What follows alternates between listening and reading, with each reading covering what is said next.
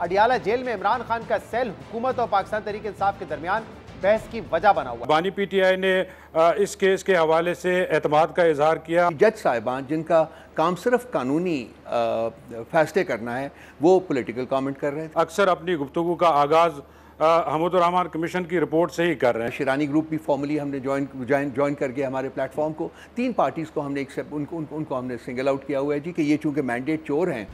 अस्सलाम वालेकुम नाजरीन, आप देख रहे हैं नया पाकिस्तान और मैं हूं शहजाद इकबाल। सोशल मीडिया पर 1971 से मुतल्लिक वीडियो पर तनाज़ा खड़ा होने के बाद अडियाला जेल में इमरान खान का सेल हुकूमत और पाकिस्तान तहरीक इंसाफ के दरमियान बहस की वजह बना हुआ है, जबकि मुख्तलिफ पाकिस्तान तहरीक इंसाफ रहनुमाओं की जानिब से मुतनाज़ा वीडियो पर मुख्तलिफ वजाहतें और सफाइयाँ देने के बाद आज एक बार फिर बानी पाकिस्तान तहरीक इंसाफ इमरान खान ने अपनी सोशल मीडिया टीम का भरपूर दिफा कर दिया है। जबकि बानी पाकिस्तान तहरीक इंसाफ पिछले हफ्ते इस मामले की तफ्तीश में शामिल होने से इनकार करने के बाद आज इस केस में शामिल तफ्तीश हो गए हैं। जी न्यूज़ के जराये के मुताबिक FIA की टीम ने बानी पाकिस्तान तहरीक इंसाफ से अडियाला जेल में तफ्तीश की। बानी पाकिस्तान तहरीक इंसाफ अपने वकला चौधरी जहीर अब्बास और इंतजार पंजोता की मौजूदगी में शामिल तफ्तीश हुए। जेल जराये के मुताबिक FIA की टीम ने बानी पाकिस्तान तहरीक इंसाफ को इनके एक्स अकाउंट से पोस्ट दिखाकर तफ्तीश की और बानी पाकिस्तान तहरीक इंसाफ ने अपने वकला की मौजूदगी में सवालों के जवाब दिए। इसके अलावा आज अडियाला जेल में 190 मिलियन पाउंड रेफरेंस की अहम समाअत हुई, मगर आज की समाअत के आगाज में बानी पाकिस्तान तहरीक इंसाफ के वकला ने नए जज मोहम्मद अली बड़ाइच की तैनाती पर एतराज़ात उठा दिए, जिसके बाद अदालत ने फरीकैन के दलाइल सुनने के बाद समाअत 11 जून तक मुलतवी कर दी है और अब वकला सफाई के एतराज़ात पर 11 जून को फैसला सुनाया जाएगा। अहम बात यह है कि कल नैब तरामीम केस की समाअत में चीफ जस्टिस समेत बाज़ जजेस ने बानी पाकिस्तान तहरीक इंसाफ को पार्लियामेंट में सियासी जमातों से बातचीत करने पर जोर दिया था, मगर इसके बावजूद इमरान खान ने आज जजेस की गुजारिशात को नज़रअंदाज करते हुए एक बार फिर इस्टेब्लिशमेंट से मुज़ाकरात पर जोर और हुकूमत के साथ बैठने के इम्कान को मुस्तरद कर दिया है। आज समाअत के बाद साफियों ने इमरान खान से सवाल किया कि अब तो सुप्रीम कोर्ट ने भी आपको सियासी जमातों से मुज़ाकरात का कहा है, आप इस पर क्या कहेंगे? जिस पर इमरान खान ने हुकूमत से मुज़ाकरात से इनकार करते हुए कहा कि मैंने तो परवेज़ मुशर्रफ के दौर में भी शौकत अजीज़ से मुज़ाकरात नहीं किए थे, मुशर्रफ के नुमाइंदे से मुज़ाकरात किए थे। हम वहाँ बात करेंगे जहाँ ताकत मौजूद है। इसके अलावा बाज़ रहनुमाओं की जानिब से अपनी सोशल मीडिया टीम पर गैर जिम्मेदारी का इल्ज़ाम लगाने के बरक्स इमरान खान ने आज भी सोशल मीडिया टीम का दिफा करते हुए कहा है कि सोशल मीडिया के लोग हमारे हीरोज़ हैं। FIA मेरे खिलाफ झूठा साइफर केस बनाने पर पहले मुझसे माफ़ी मांगे। साफी ने सवाल किया कि आपके एक्स हैंडल से रियासत मुखालिफ वीडियो पोस्ट की गई है, क्या आपकी मर्जी से की गई? तो इमरान खान ने जवाब दिया कि मैं जेल में बैठकर वीडियो कैसे पोस्ट कर सकता हूं। साफी ने सवाल किया कि क्या आप इस ट्वीट को ओन करते हैं? जिस पर इमरान खान ने जवाब दिया कि मैं इस ट्वीट को ओन करता हूं, लेकिन जो वीडियो पोस्ट की गई है वो नहीं देखी, इस पर बात नहीं करूंगा। मैं ट्वीट करने का सिर्फ अपने वकला को बताता हूँ। यानी बानी पाकिस्तान तहरीक इंसाफ ने जजेस के इसरार के बावजूद आज फिर सियासी जमातों से मुज़ाकरात से इनकार कर दिया है, जबकि कल चीफ जस्टिस ने नैब तरामीम केस में रिमार्क्स देते हुए कहा था कि आप पार्लियामेंट जाएं, वहां बैठकर मुज़ाकरात से मसाइल हल करें, मुल्क को आगे बढ़ने की ज़रूरत है। इसी तरह जस्टिस जमाल मंदोखेल ने रिमार्क्स दिए थे कि आपकी बातें मुझे खौफजदा कर रही हैं, हालात इतने ख़तरनाक हैं तो साथी सियासतदानों के साथ बैठकर मामलात को हल करें। जब आग लगी हो तो ये नहीं देखते कि पानी पाक है या नापाक, पहले आप आग बुझाएं। कुछ भी हो गया तो हमें शिकवा आपसे होगा, हम आपकी तरफ देख रहे हैं, आप हमारी तरफ देख रहे हैं। अगर हम भी नाकाम हो गए तो फिर क्या होगा? अगर मुल्क को कुछ हुआ तो सियासतदान जिम्मेदार होंगे, जज नहीं। इसके अलावा मुतनाज़ा वीडियो की तफ्तीश के मामले पर पाकिस्तान तहरीक इंसाफ रहनुमाओं को FIA के नोटिस मिलने पर पाकिस्तान तहरीक इंसाफ के सेक्रेटरी जनरल और leader of the opposition Umar Ayub ने आज कौमी असम्बली में सख्त रद्द-ए-अमल दिया है। मुझे यहाँ पे जनाब स्पीकर FIA से नोटिस आ रहा है, इंक्वायरी शुरू हुई है वज़ीर-ए-आज़म इमरान खान साहब के ट्विटर अकाउंट पे और उस पे इन्वेस्टिगेट करना चाहते हैं। मुझे as leader of the opposition barrister Gohar साहब को बुलाया गया, हमारे रऊफ हसन साहब को बुलाया गया, DG FIA को तो यहाँ पे बुला के उस अकल के अंधे आदमी से इंसान पूछे कि भाई तुम स्टेट के टूल हो, you are not the state, तुम स्टेट के मुलाजिम हो। स्टेट है तो ये पार्लियामेंट है, ये सुप्रीम है, तुम सुप्रीम नहीं हो। जनाब स्पीकर, ये कैसे हमें ये लेटर्स लिख सकते हैं? How dare they! ये कोई बनाना रिपब्लिक है? वी कंडेम दिस जनाब स्पीकर, और आपसे ये रूलिंग चाहिए कि इस तरह की हतक आमेज खतूत, इस तरह की ये गस्टापो स्टेट टैक्टिक्स ये खत्म हो। इस समेत हम दीगर मामलात में बात करेंगे, जिसके लिए हमें ज्वाइन करेंगे पाकिस्तान तहरीक इंसाफ के तर्जुमान रऊफ हसन। लेकिन उससे पहले हम बात करते हैं जियो न्यूज़ के नुमाइंदे शब्बीर डार से। शब्बीर, बहुत बहुत शुक्रिया ज्वाइन करने के लिए। ज़रा सबसे पहले तो बताइएगा, आज 190 मिलियन पाउंड केस में जो वकला की टीम थी इमरान खान के, उन्होंने जज मोहम्मद अली वड़ाइच की तैनाती पर ही एतराज़ कर दिया है। ये क्या वजह बनी और जज की तब्दीली की क्या वजह है?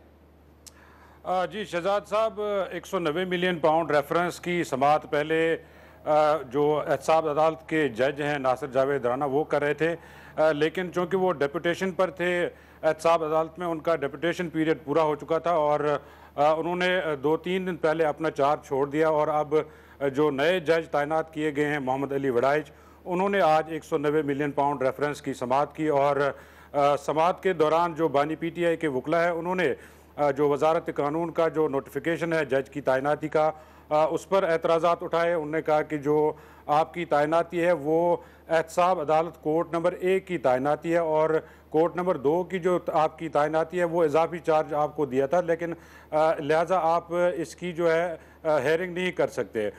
जिस पर जो प्रोसिक्यूशन टीम है एहतसाब नैब की, जिसकी जो सरबराही है वो सरदार मुजफ्फर अब्बासी कर रहे हैं, उन्होंने भी दलाइल दिए हैं। और उसके बाद दोनों फरीकैन के दलाइल सुनने के बाद जज साहब ने कहा कि इस पर मज़ीद अगर आप दलाइल देना चाहते हैं तो 11 जून को दें और उसके बाद मैं इस पर ऑर्डर करूँगा। इस दौरान जो इमरान खान है वो भी रोस्टम पर आए। उन्होंने जज साहब से कहा कि जो हमारे पिछले केसेस के ट्रायल हुए हैं, हमें फेयर ट्रायल नहीं दिया गया, हमारे वकला को नहीं सुना गया, हमें नहीं सुनाया गया, लिहाजा हम चाहते हैं कि इस केस का जो ट्रायल है वो नॉर्मली चलाया जाए। जिस पर जज साहब ने उन्हें कहा कि जो पिछले केसेस के ट्रायल हो चुके हैं वो तो जो होना था हो चुका है, इस केस के बारे में अगर आपको कोई एतराज़ है तो वो बताएं। जिस पर बानी PTI ने इस केस के हवाले से एतमाद का इजहार किया और उन्होंने कहा कि चूँकि इस्लामाबाद हाई कोर्ट ने कहा है कि ये ओपन ट्रायल है, लिहाजा मीडिया की जो एक्सेस है उसको भी आसान बनाया जाए, क्योंकि बाज़ औक़ात जो सहाफ़ी यहाँ आते हैं उनको कमरा अदालत में पीछे बिठाया जाता है, उनकी एक्सेस को आसान बनाया जाए, यही हमारी गुजारिशात है। उसके बाद बानी PTI वापस रोस्टम से उतरे और उसके बाद भी जो है डिस्कशन जो प्रोसिक्यूशन टीम और बानी PTI बुशरा बीबी के वकला है वो जारी रही। अब ज़रा कोर्ट रिपोर्टर्स के साथ जो उनकी आज बात हुई उस पर आ जाते हैं, क्योंकि आप जब कोर्ट रिपोर्टर्स ने ये सवाल किया कि कल सुप्रीम कोर्ट में भी इस चीज़ पे बात हुई है कि मुज़ाकरात किए जाएँ, बातचीत के ज़रिए मामलात को हल किए जाएँ, लेकिन ऐसा लगता है कि इमरान खान ने उसको नज़रअंदाज कर दिया और आज भी अपनी पुरानी पोजीशन पे वो डटे हुए हैं कि इन सियासी जमातों से बात नहीं हो सकती है। इमरान खान जब सहाफ़ियों से गुफ्तगू के लिए आए, चूँकि आजकल वो हमीदुर रहमान कमीशन रिपोर्ट का मुताला कर रहे हैं और वो अक्सर अपनी गुफ्तगू का आगाज़ हमीदुर रहमान कमीशन की रिपोर्ट से ही कर रहे हैं। उन्होंने कहा कि इस कमीशन के 2 मकासद थे। एक तो जो 1971 का एपिसोड था उसको दोबारा ना दोहराया जाए, और दूसरा जो है इस रिपोर्ट में सारी जो जिम्मेदारी है वो जनरल याह्या खान पर डाली गई थी, लिहाजा अभी भी जो मुल्क में हो रहा है इसमें भी जो है एक पार्टी को दबाया गया, उन्होंने अपनी जमात का नाम लिया और वही सब कुछ दोहराया जा रहा है। मैंने उनसे सवाल किया कि मैंने कहा इमरान खान साहब, जब नवाज़ शरीफ को इक़्तिदार से निकाला गया 2017 में, उस वक़्त भी नवाज़ शरीफ मुजीबुर रहमान और हमीदुर रहमान कमीशन के हवाले दे रहे थे और उनका जिक्र कर रहे थे, लेकिन उस वक़्त आप हुकूमत में थे और आप ये कह रहे थे कि नवाज़ शरीफ दूसरा मुजीबुर रहमान बनना चाहता है और ये फ़ौज के इदारे को तबाह करना चाहता है। तो क्या जब आप इक़्तिदार से बाहर निकल आते हैं तो उसके बाद ये सब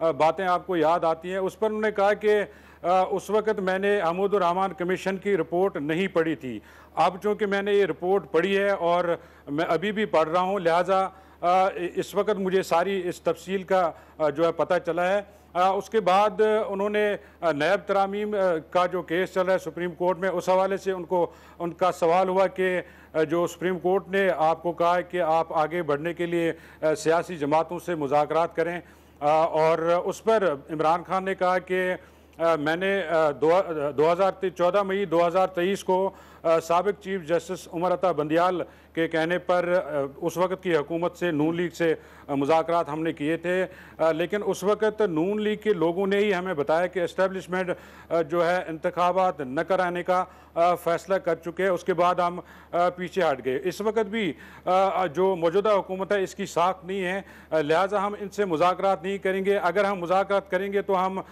उनके साथ करेंगे जिनके पास असल ताकत है। इसके अलावा उनकी जो मुतनाज़ा ट्वीट पर FIA ने तफ्तीश शुरू की है, उस पर मैंने उनसे सवाल किया है कि जो आपके एक्स हैंडल से एक वीडियो ट्वीट हुई है, क्या आपकी मर्ज़ी से वो हुई है? उन्होंने कहा कि मैं जेल में बैठकर वीडियो कैसे पोस्ट कर सकता हूं। मैंने कहा फिर आपका जो एक्स हैंडल है वो कौन ऑपरेट करता है? उन्होंने कहा कि मैंने अपने वकला को ये जिम्मेदारी दी है, वो मेरा एक्स हैंडल जो है ऑपरेट करें। मैंने कहा किसी का नाम बताएं जो वीडियो ट्वीट की गई है, किसी का नाम बताएं जिन्होंने वो ट्वीट किया है। उन्होंने नाम नहीं बताया। उसके बाद उन्होंने कहा कि मैं इस ट्वीट को ओन करता हूं, लेकिन जो वीडियो ट्वीट की गई है मुझे उसके बारे में पता नहीं है, ना मैंने देखी है और मुझे नहीं पता उसमें क्या कंटेंट है, लिहाजा मैं इस पर बात नहीं कर सकता हूं।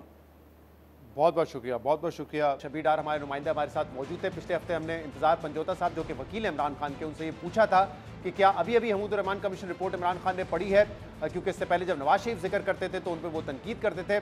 तो आज जब सहाफ़ी से गुफ्तगू की तो ये बात सामने आई है कि महमूद रहमान कमीशन रिपोर्ट इमरान खान ने अभी रिसेंटली ही पढ़ी है। इस पर हम मज़ीद बात भी करेंगे। उसके लिए हमें ज्वाइन किया है पाकिस्तान तहरीक इंसाफ के तर्जुमान रऊफ हसन साहब ने। रऊफ साहब, बहुत बहुत शुक्रिया वक्त देने के लिए। कल नैब अमेंडमेंट की समाअत के दौरान भी जजेस के रिमार्क सामने आए कि बातचीत के जरिए मामलात को हल होना चाहिए, पार्लियामेंट में बात करें, सियासतदानों से बात करें। लेकिन इमरान खान ने तो आज जो गुफ्तगू की है सहाफ़ियों से, उससे तो नहीं लगता कि उन्होंने अपनी पूरी पुरानी पोजीशन बदली है। लेकिन कल ये खबरें ज़रूर ज़राए से चल रही थी कि पाकिस्तान तहरीक इंसाफ ने कमेटी बना दी है मुज़ाकरात के लिए, जो कि सियासी जमातों से भी मुज़ाकरात करेगी और स्टेक होल्डर्स से भी। क्या ऐसी कोई डेवलपमेंट हुई है? मेरे तो बिल्कुल इल्म में ऐसी चीज़ नहीं है। मैं मौजूद हूँ वहाँ, लेकिन अभी नहीं हुई है। मैं एक पॉइंट रेज़ करना चाहता हूँ कि जब उससे एक दफ़ा पहले खान साहब आए थे तो लाइव स्ट्रीमिंग की डिमांड हुई थी और आपको पता कि बहस हुई, उसके ऊपर फिर उन्होंने वोट 4-1 कर दिया था। वहाँ एक पॉइंट जो रेज़ किया गया था वो बड़ा इंटरेस्टिंग था कि जी खान साहब जो हैं इसको पॉलिटिकल अपने इंटरेस्ट के लिए इस्तेमाल करेंगे। उसकी बेसिस के ऊपर लाइव स्ट्रीमिंग की इजाज़त नहीं गई थी, जिसके ऊपर अतर बिन साहब ने एक डाइसेंटिंग नोट, वेरी पावरफुल डाइसेंटिंग नोट लिखा हुआ है कि क्यों इजाज़त देनी चाहिए थी।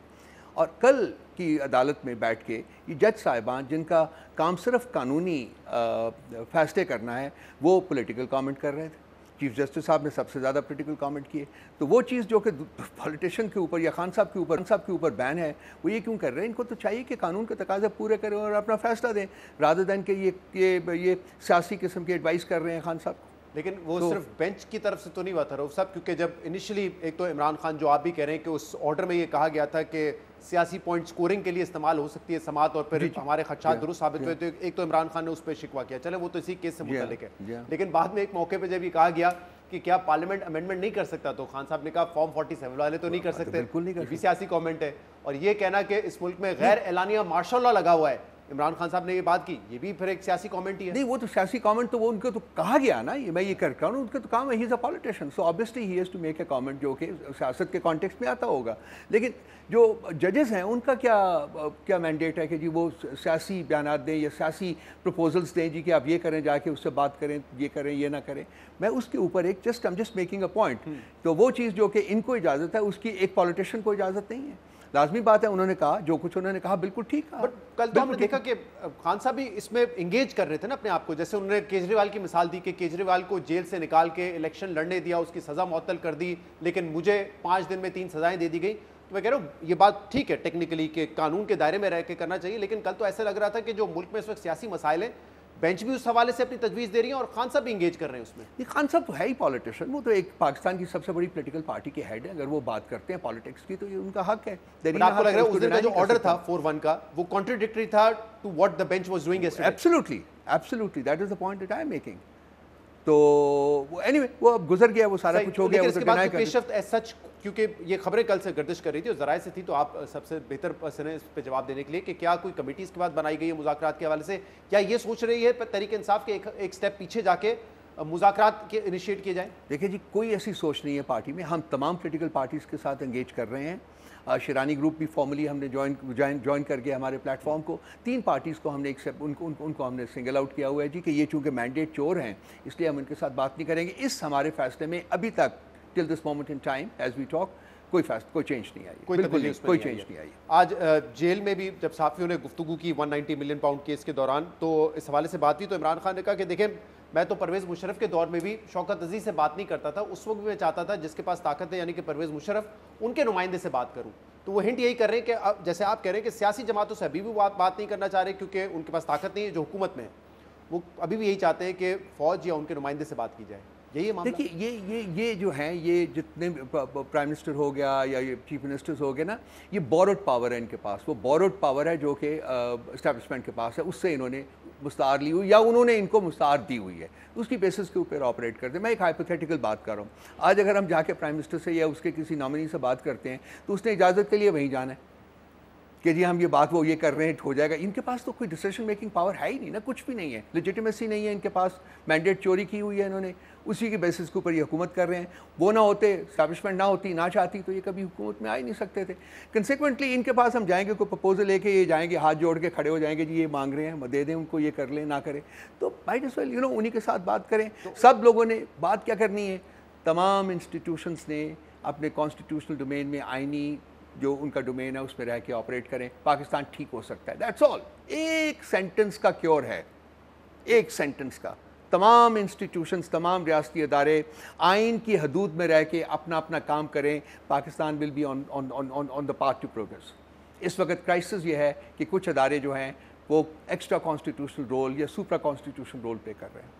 सो इसका मतलब कि जो जजेस की भी कल राय थी कि पार्लियामेंट में जाके मसाइल को हल करें, तमाम सियासी जमातों से बात करके मसाइल को हल करें, खान साहब उनकी भी नहीं सुन रहे। देखिए, हम पार्लियामेंट में जाने को तैयार हैं अगर पार्लियामेंट जो है उसकी कोई लेजिटिमेसी रह गई हो। पार्लियामेंट में तो आप हैं। नो, हम आप बैठे हुए हैं ना, उसकी लेजिटिमेसी अगर इन जो पॉलिटिकल पार्टीज हैं जो कि इस वक्त हुकूमत की कंपोनेंट्स हैं, उनकी कोई लेजिटिमेसी हो। इनके पास मैंडेट ही नहीं है। 17 सीटें PMLN की हैं, मेरा ख्याल 22 सीटें जो पीपल्स पार्टी की बनती हैं। तो आज ये MQMP जिसको उन्होंने 19 सीटें दी, उनकी एक भी सीट नहीं है। आज अगर इमरान खान साहब परवेज़ मुशर्रफ साहब के दौर की मिसाल देके कहते हैं कि उस वक्त भी मैंने उनके नुमाइंदे से बात की थी क्योंकि ताकत परवेज़ मुशर्रफ के पास थी, तो आज किस नुमाइंदे से बात करेंगे? मोहसिन नकवी साहब से बात करने के लिए तैयार हो जाएंगे क्योंकि नईम लोधी साहब जो आपकी पार्टी का हिस्सा है। मोहसिन नकवी साहब जो है वो इधर का हिस्सा है, वो कौन लेके आया उनके, वो मेरी बहस नहीं है, ना मैं उसमें पढ़ना चाहता हूँ। बात यह है कि अगर ताकत होगी तो ताकत जो एक्सरसाइज करे जिसके पास ताकत। नईम लोधी साहब आपकी पार्टी का हिस्सा ही है, उन्होंने एक ट्वीट में ये कहा था ना, उन्होंने कहा था कि मोहसिन नकवी साहब से भी मुमकिन तौर पर बात हो सकती है, तो शायद वो उनको नुमाइंदा तस्वुर कर रहे हैं। नहीं, मेरा नहीं ख्याल कि ऐसी कोई सोच है कि हम इस किस्म के किसी शख्स को नुमाइंदा तस्वुर करेंगे या उससे बात करने पर तैयार होंगे। ये मेरी अपनी अंडरस्टैंडिंग है regarding the situation in my party. I don't think so. Social media के हवाले से कोई क्लैरिटी आई है? क्योंकि आज उमर अयूब साहब ने वो उसी FIA नोटिस के हवाले से एक तो बड़ी सख्त तकरीर की नेशनल असेंबली में कि DG FIA को कॉल करना चाहिए कि ऐसा नोटिस उन्होंने एक पार्लियामेंटेरियन को कैसे जारी किया। लेकिन आपकी तो मीटिंग होनी थी कल जो हो नहीं सकी सोशल मीडिया टीम के हवाले से। अनफॉर्चुनेटली कल मुलाकात नहीं हो पाई जी। वो खान साहब आपको पता है अदालत में बिजी थे, तो फिर हमको 4.5 घंटे इंतज़ार करने के बाद मैनुअल के मुताबिक टाइम गुजर गया, तो फिर हमें आना पड़ा मुलाकात के बाद। देखिए, सोशल मीडिया के ऊपर कोई कंट्रोवर्सी नहीं है। सोशल मीडिया हमारी जो पार्टी का एक वर्चुअली एक रावल दस्ता है। वो मतलब जो क्यों, इसलिए कि यहाँ तो हमारी सारी आवाज़बंदी हो चुकी हुई है, ज़ुबानबंदी है ना। हमारा नैरेटिव कोई नहीं पब्लिश करता, मतलब जो सेंसर का जो आलम है वो आपको भी पता है, मुझे बताने की ज़रूरत नहीं है। कंसिक्वेंटली उन्होंने जो रोल प्ले किया वो इट्स एब्सोल्युटली हिस्टोरिक, उस बारे में कोई शक नहीं है। अब वो ट्वीट का मसला उन्होंने खुद आज बात कर दी है, क्लैरिफाई कर दी है। उन्होंने तो ये भी कहा कि सोशल मीडिया टीम के लोग हमारे हीरोज़ हैं। हाँ ठीक है, बिल्कुल ठीक कह रहे हैं वो, हम उसको एंडोर्स करते हैं। देखिए खान साहब बिल्कुल पहले दिन से, और इसके बारे में किसी किस्म का कोई हमारे जहन में शक ही नहीं है। जो ट्वीट जो है उन्होंने एंडोर्स किया, और मैं पहले दिन से ये कह रहा हूँ कि जी वो फिल्म जो है, वो जो वीडियो है वो नहीं देख सकते। जो वहाँ जेल में कैद हैं वो एक तरीका नहीं कि वो वीडियो देख सकते। वही बात आज उन्होंने की है कि मैंने तो वो नहीं देखी है, उसके बारे में उन्होंने कोई और बात नहीं की है सिवाय उसको उन्होंने ट्वीट को उन्होंने कहा जी कि ट्वीट हुई है और मैं उसको ओन अप करता हूँ। लेकिन अगर क्योंकि वो जो ट्वीट है जिस पे FIA ने नोटिस किया उसको तो वीडियो की वजह से ही नोटिस किया गया है, तो वो ट्वीट को ऑन कर रहे हैं, लेकिन उसमें जो कंटेंट है वीडियो के जरिए उसको ऑन नहीं कर रहे। क्या मतलब है? ट्वीट में वो सारा कंटेंट नहीं है जो वीडियो में है। हमारे साथ जो FIA ने बात की है वो वीडियो की बात की। और क्या बात है जरा उसकी तफसीलात मैं वो नहीं जा सकता। हाँ क्यों, मतलब लाजमी बात है, लेट्स से जनरली सवाल पूछ रहे थे कि जी ये आपको पता है किसने बनाई है, ये आवाज़ किसकी है, कौन हो सकता है वो बताएं, ये और उसी तरह के वही सवाल थे। और इस हवाले से बड़ी स्पेकुलेशन भी कि आपने शायद नाम भी ले लिया। मैंने बिल्कुल कोई नाम नहीं लिया, कोई नाम नहीं लिया, किसी किस्म का कोई नाम, मुझे पता ही नहीं है तो मैं नाम कैसे लूँगा कि किसने काम ये किया। और दूसरी बात मेरी डोमेन में भी नहीं आता नहीं, क्योंकि वैसे ये पूछा गया है आपसे कि ये जो वीडियो है, ये जो ट्वीट है, अगर इमरान खान जेल में बैठे हैं तो किसने किया है, क्योंकि इमरान खान तो खुद ट्वीट नहीं कर सकते, तो खुद पोस्ट नहीं कर सकते। खान साहब ने ऑथराइज किया होगा ना किसी शख्स को, जो आज उन्होंने ओन अप किया उस ट्वीट को। आपसे पूछा होगा तो आपने क्या जवाब दिया? मैंने ये मुझसे उन्होंने ये नहीं पूछा, मैंने वीडियो की बात की। मैंने कह रहा हूँ ना कि ट्वीट की तो बात ही नहीं पूछा कि पोस्ट किसने वीडियो की बात हुई, वीडियो की बात हुई, वीडियो उन्होंने प्ले किया मुझे और उसके बाद वीडियो की बात हुई। उसके बारे में क्या इस हवाले से आपसे बात ही नहीं की उन्होंने उस बारे में। आज इमरान खान साहब ने रिपोर्टर्स को तो ये बताया कि मैं तो लॉयर्स को इंस्ट्रक्शन देता हूँ अगर कोई पोस्ट करना होता है कुछ। तो वो जो मेरी पोजीशन है बड़ी क्लियर हो रही है ना जी, कि हमारे थ्रू रूट नहीं होता, हम नहीं पता हमें कि क्या जा रहा है क्या हो रहा है। खान साहब जानते हैं, खान साहब करते हैं। खान साहब ने आज बिल्कुल क्लियरली कहा जी कि मैं ट्वीट को ऑन अप करता हूँ, और लेकिन वीडियो के बारे में उन्होंने कहा कि मैंने देखी नहीं, मैं देख सकता ही नहीं, मैं तो जेल में हूँ। लेकिन वो इस मौक़िफ़ को तो जो आज उन्होंने दोहराया है कि जो 1971 में हुआ हमूद रहमान कमीशन रिपोर्ट उसका जिम्मेदार याह्या खान को ठहराती है, और आज भी वो दोबारा सब कुछ दोहराया जा रहा है। देखिए बिल्कुल इस बारे में कोई शक नहीं है, मैं तो पहले भी कह चुका हूँ, यही तो है, पैरेलल है। वीडियो का कंटेंट भी तो यही है। नहीं तो वीडियो का जो कंटेंट है वो टू दिस एक्सटेंट बिल्कुल ठीक है, उस बारे में कोई आज ये सब कुछ दोहराया जा रहा है। आपके सामने है 1970 में क्या वजह थी, मैंडेट जो था वो डिनाई किया गया, ठीक है, उसको मैंडेट ग्रांट करने की बजाय वहाँ फौजी ऑपरेशन लॉन्च कर दिया गया। आज क्या है, आपने मैंडेट चोरी करके किसी और 3 और जमातों के बीच में बांट दिया हुआ है। सिचुएशन तो पैरेलल है, बड़ा क्लियर पैरेलल है। आज भी खान साहब ने कल भी कहा है कि जी डिफेक्टो मार्शल लॉ है, अनडिक्लेयर्ड मार्शल लॉ है। वही सिचुएशन है जो तब एक्चुअल मार्शल लॉ था, तब एक्चुअल मार्शल लॉ था। लेकिन आइन और कानून ना उस वक्त पास था ना आज पास है। आइन और कानून का 2 साल में जो कुछ हुआ वो आपके सामने है। कौन सी चीज़ है जो आइन के मुताबिक हुई है, कौन सी चीज़ है जो कानून के मुताबिक हुई है? हुकूमतें आपकी गैर कानूनी गैर आइनी रही हैं, जिन्होंने इलेक्शन करवाए हैं वो भी गैर आइनी हुकूमतें थी, ये हकीकत है। इस हद तक जो मैंडेट वाली बात है वो पैरेलल है। मसला जो है, जो जिसके हवाले से आप लोगों को भी नोटिस किया गया है कि फिर, और उस वीडियो में भी जो कंट्रोवर्शियल पार्ट था वो ये था कि ये कहा गया, तस्वीरें लगाकर फौजी क़यादत की, कि आज भी ये सब कुछ दोहराया जा रहा है और दोबारा जो है इस तरह के हालात पैदा हो रहे हैं जो कि 1971 में हुए थे। देखिए ये कहना कि जी दोहराया जा रहा है ये ठीक है बिल्कुल, क्योंकि मैंने पहले अर्ज़ किया है कि मैंडेट तब भी चोरी हुआ था, जो फंडामेंटल रीज़न थी सारे क्राइसिस की एंड अल्टीमेट बाइफिकेशन ऑफ पाकिस्तान। आज भी मैंडेट चोरी किया गया हुआ है, बिल्कुल पैरेलल है, बिल्कुल बनता है। और जिनके पास पावर है वो भी आपको पता है कि इनके पास पावर है, तब किसके पास पावर थी, आज किसके पास पावर। आप कह रहे हैं कि जो सोशल मीडिया टीम है उसने बड़ा ज़बरदस्त काम किया है, लेकिन काशिफ अब्बासी साहब के प्रोग्राम पे 2 दिन पहले आपने कहा कि ग्राउंड रियलिटी से आगाह नहीं है सोशल मीडिया, क्योंकि वो बाहर बैठ के ट्वीट कर रहे हैं। और आपने साथ में ये भी कहा कि जो डिस्कनेक्ट है इस वक्त पार्टी और सोशल मीडिया के दरमियान, वो पार्टी के लिए खतरा बन सकता है। तो आप तारीफ कर रहे हैं, आप समझते हैं मुस्बत काम किया है या पार्टी के लिए खतरा साबित हो रही है? डिस्कनेक्ट की बात नहीं है, डिस्कनेक्ट की बात नहीं है। These were your words में जो आपको डिस्कनेक्ट की वो बात जिस तरीके से इंटरप्रेट किया गया ना वो नहीं है। अब ग्राउंड रियलिटीज़ की क्या बात है? ग्राउंड रियलिटीज़ की बात है कि हम यहाँ बैठे हुए हैं, ठीक है जी, FIA ने कॉल कर लिया है, कल फिर कॉल कर लेंगे, कल कुछ और हो जाएगा। फ्रैंकली सी भी I am not going away, I am here. So ground reality ये है, इस कॉन्टेक्स्ट में इस्तेमाल किया गया था। लेकिन वो जो है सोशल मीडिया टीम वो यहाँ नहीं है। लेकिन ये नहीं कि जी वो बाहर रह के काम गलत कर रहे हैं, ये मैंने कभी नहीं कहा। वो डिस्कनेक्ट नहीं पैदा कर रहे हैं आपके और पार्टी के दरमियान? डिस्कनेक्ट नहीं, मैंने डिस्कनेक्ट उस तरीके से नहीं है कि जी खुदा न ख्वास्ता किसी नैरेटिव का जो उसमें फ़र्क है उसमें कोई डिफरेंस है, वो नहीं है। नैरेटिव मैंने आपसे पहले अभी अर्ज़ किया, क्या मजीद मोहतात होना चाहिए ताकि आप जैसे लोगों के लिए मुश्किलात ना पैदा हों? If at all this is the word जो कि मैंने पहले भी कहा था, यूज़ भी किया था, कि शायद ऐसे मसाइल, ऐसे इस किस्म की ट्वीट्स के ऊपर अगर आप एक लीगल इनपुट ले लें करने से पहले तो वो ठीक हो जाएगा। लेकिन ये नैरेटिव बिल्कुल ठीक है, पैरेलल जहाँ ड्रॉ होता है बिल्कुल ठीक है, उसमें किसी किस्म का कोई शक व शुबा नहीं है। बहुत बहुत शुक्रिया, बहुत बहुत शुक्रिया। रऊफ हसन साहब हमारे साथ मौजूद थे, प्रोग्राम मिल करेंगे, इसके बाद हम मजीद बात करेंगे, हमारे साथ रहिएगा।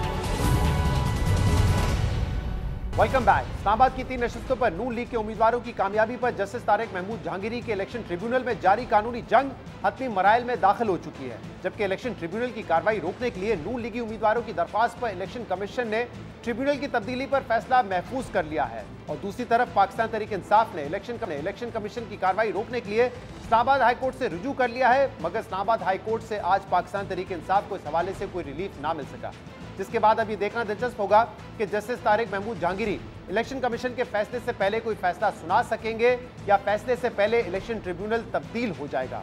अहम बात यह कि आज इस मामले पर इस्लामाबाद हाईकोर्ट में अहम समाअत हुई, जहां पाकिस्तान तहरीक इंसाफ ने इलेक्शन कमीशन में जारी कार्रवाई रोकने और इलेक्शन तरमीमी ऑर्डिनेंस पर हुक्म इम्तना जारी करने की दरख्वास्त की थी, मगर अदालत ने पाकिस्तान तहरीक इंसाफ को फौरी रिलीफ देने के बजाय 11 जून को फरीकैन को नोटिस जारी कर दिए हैं। अहम बात यह कि पिछले 2 माह से इलेक्शन ट्रिब्यूनल नून लीग के कामयाब उम्मीदवारों को बयान हल्फी के साथ असल फॉर्म 45, फॉर्म 46, फॉर्म 47 जमा कराने की हिदायत दे रहा है और हुकूमती रहनुमा मुसलसल ये दावे भी कर रहे हैं कि वो ये दस्तावेजात जल्द जमा करवा देंगे, मगर अभी तक ऐसा नहीं हो सका है। मैं समझता हूँ अगली पेशी पे ये फॉर्म 45 जमा हो जाएंगे और मैं नहीं समझता कि इसमें कोई ऐसी बात है। तो तारिक फजल चौधरी साहब, रजा खुरम साहब, अंजुम वकील साहब, वो तीनों अपनी कानूनी मुशावरत कर रहे हैं और मैं समझता हूँ कि नेक्स्ट हियरिंग पे वो अपने फॉर्म 45 भी जमा कराएंगे और अपने केस का दिफा भी करेंगे। हमारे पास तमाम फॉर्म 45 मौजूद है, हम सब के पास तीनों हलकों के सारे फॉर्म 45 मौजूद हैं और हम इनकी तरह सोशल मीडिया पे झूठ बोलना, फ्रॉड के ज़रिए अपनी मर्ज़ी के नताइज लेना वो नहीं करते। जिस फोरम के ऊपर हमसे ये फॉर्म मांगे जाएंगे हम ये पेश करेंगे। नून लीगी उम्मीदवारों ने फॉर्म 45 और बयान हल्फी तो जमा नहीं कराए, ताहम उन्होंने इलेक्शन ट्रिब्यूनल पर एतराज़ करते हुए ट्रिब्यूनल की तब्दीली की दरख्वास्त जरूर कर दी है और इलेक्शन कमीशन ने यह मामला काबिल समाअत करार देकर ट्रिब्यूनल की तब्दीली की दरख्वास्त पर फैसला महफूज कर दिया है। इसके अलावा आज सुप्रीम कोर्ट के 3 खाली आसामियों पर जजेस की तकर्री से मुतल्लिक भी अहम पेशरफ सामने आई है, जहाँ चीफ जस्टिस काजी फाइज ईसा की सरबराही में जुडिशल कमीशन ने लाहौर हाई कोर्ट के 2 जबकि सिंध हाई कोर्ट के 1 जज की सुप्रीम कोर्ट में तैनाती की मंजूरी देकर मामला पार्लिमानी कमेटी को भिजवा दिया है। जुडिशल कमीशन की जानिब से जिन 3 जजेस को सुप्रीम कोर्ट में एलिवेट किया गया है, उनमें chief justice Sindh high court justice Aqeel Ahmed Abbasi, chief justice Lahore high court justice Shahzad Ahmed और लाहौर हाई कोर्ट के जस्टिस शाहिद बिलाल शामिल हैं, जो सीनियरिटी पर इस वक्त 4थे नंबर पर मौजूद हैं। अहम बात यह कि जस्टिस अकील अहमद अब्बासी की सुप्रीम कोर्ट में तरक्की पिछले 6 साल से ताखीर का शिकार थी, लेकिन जराये के मुताबिक आज जुडिशल कमीशन ने मुतफ़िका तौर पर उनके नाम की मंजूरी दी है, जबकि chief justice Lahore high court Shahzad Ahmed की तैनाती का फैसला 5-4 की अक्सरियत से हुआ है। जराये के मुताबिक justice Mansoor Ali Shah, justice Munib Akhtar, justice Yahya Afridi के अलावा जस्टिस रिटायर्ड मंजूर मलिक ने भी चीफ जस्टिस शहजाद अहमद की सुप्रीम कोर्ट में तैनाती की मुखालफत की, जबकि चीफ जस्टिस काजी फाइज ईसा के अलावा जस्टिस अमीनुद्दीन, अटॉर्नी जनरल, वजीर कानून और पाकिस्तान बार काउंसिल के नुमाइंदे ने जस्टिस शहजाद अहमद की तैनाती के हक में वोट दिया। जहां एक तरफ तवील अरसे बाद सुप्रीम कोर्ट की तमाम खाली आसामियों पर तैनाती मुस्बत कदम है, वहीं इन तैनातियों को लेकर क़यासाराइयों का सिलसिला भी शुरू हो गया है। Chief justice Lahore high court justice Shahzad Ahmed की तैनाती को हुकूमत के लिए रिलीफ के तौर पर देखा जा रहा है, क्योंकि इनके दौर में लाहौर हाई कोर्ट और पंजाब हुकूमत के दरमियान इंसदाद दहशतगर्दी समेत दीगर मातहत अदालतों में जजेस की तैनाती पर तनाव देखा गया था, जिस पर बाद में पंजाब हुकूमत को अपने मौक़िफ़ से पीछे हटना पड़ा था।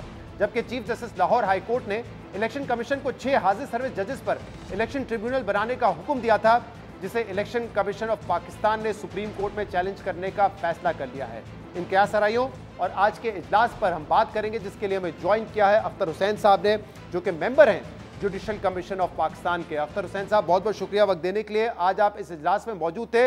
इस हवाले से इस वक्त सोशल मीडिया पे ये क़यासाराइयाँ चल रही हैं कि जो chief justice Sindh high court की तैनाती का मामला है वो तो मुत्तफ़िका तौर पे हुआ, लेकिन लाहौर हाई कोर्ट के चीफ जस्टिस की तैनाती जो थी वो 5-4 की अक्सरियत से हुई है, मुत्तफ़िका तौर पे नहीं हुई। जरा अपडेट कीजिएगा, क्या डिस्कशन हुई और क्या फैसला इसी तरह हुआ है? नहीं, मतलब लाहौर हाई कोर्ट के जो चीफ जस्टिस साहब हैं उन पर हमारे कुछ जजेस साहबान का कहना यह था कि वो उनको अभी नहीं किया जाए, अभी उनको वहाँ जो है वो हाई कोर्ट में ही एज ए चीफ जस्टिस रहना चाहिए, क्योंकि वो समझते हैं कि वो अभी कुछ और अरसा वहाँ एज ए चीफ जस्टिस सर्व करना चाहते हैं। लेकिन हमारा ख्याल ये था कि he is the senior most and chief justice और उनको अपनी सीनियरिटी की बुनियाद पर और चीफ जस्टिस होने की हैसियत से सुप्रीम कोर्ट में उनकी एलिवेशन ज़रूरी है। सेकेंडली, उनका ज़्यादातर काम जो है वो क्रिमिनल साइड का, उन्होंने सारी जो उनकी जजमेंट्स हैं और उनका जो काम है क्रिमिनल साइड पर है और सुप्रीम कोर्ट के अंदर ज़रूरत भी है इस वक्त बैकलॉग जो क्रिमिनल साइड के कामों का है, तो इसके लिए हम मुनासिब समझते थे कि उनको एलिवेट किया जाए। अख्तर हुसैन साहब, आपने कहा कि चंद जजेस की ये राय थी कि उनको अभी लाहौर हाई कोर्ट में रहने देना चाहिए, क्योंकि वो खुद चाहते हैं कि वो लाहौर हाई कोर्ट में ही सर्व करें इस वक्त। जी हाँ, वो खुद भी चाहते थे कि अभी फिलहाल वो हाई कोर्ट में ही सर्व करें। और अख्तर साहब, chief justice Lahore high court का ये मौकिफ सामने कैसे आया है कि वो अभी लाहौर हाई कोर्ट में ही सर्व करना चाहते हैं एज चीफ जस्टिस और वो एलिवेट नहीं होना चाहते सुप्रीम कोर्ट में? नहीं, वो हमारे जज साहिबान ने कहा, हमारे एक दो जज साहिबान ने कहा कि भाई उनका ख्याल, उनका जब हमने ये कहा कि he is the senior most और उनको वहाँ आना चाहिए, जो एलिवेट होना चाहिए सुप्रीम कोर्ट के अंदर, तो हमारे एक दो जज साहिबान ने कहा कि हमने उनसे बात की है और वो खुद भी चाहते हैं कि कुछ अरसा वो अभी हाई कोर्ट में एज चीफ जस्टिस रहे।